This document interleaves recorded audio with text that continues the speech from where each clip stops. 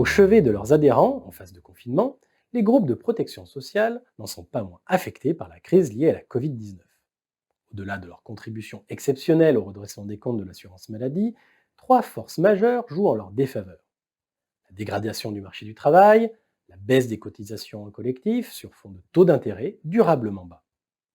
Par conséquent, les exercices 2020 et 2021 seront très détériorés et un pilotage fin des activités sera nécessaire pour préserver des équilibres techniques sous pression. Les groupes de protection sociale seront alors contraints d'opter pour des stratégies de redressement des résultats, privilégiant un pilotage maîtrisé des souscriptions au détriment des volumes. Leur capacité d'adaptation sera également mise à rude épreuve face aux ambitions de nouveaux profils d'acteurs dans l'assurance santé et la prévoyance complémentaire. Rappelons que les groupes paritaires évoluent sur des marchés assurantiels structurellement porteurs, car les besoins de couverture et de solutions sont en progression régulière entre le vieillissement de la population et l'accroissement des dépenses de santé. Revers de la médaille, ces marchés suscitent les convoitises des assureurs, des groupes mutualistes ou encore des banques assureurs. Les inflexions réglementaires, passées et à venir, participent également à l'accélération de la concurrence, à commencer par l'accord national interprofessionnel et la fin des clauses de désignation.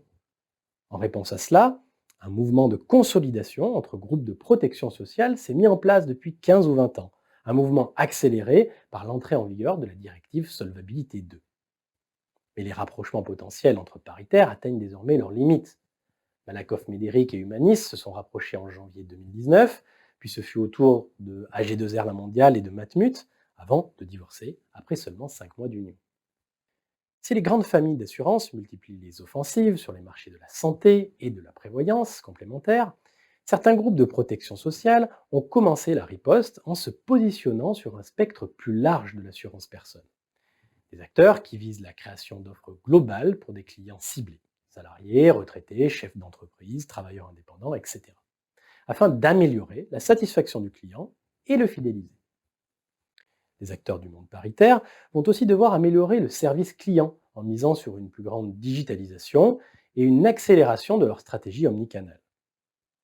Finalement, les stratégies de croissance et de consolidation mettent désormais au jour une polarisation du monde paritaire.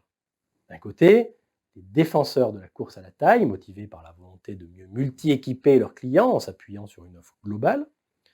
De l'autre, les tenants de l'indépendance, guidés par l'impératif de proximité et cherchant à capitaliser sur l'approche affinitaire avec leurs adhérents.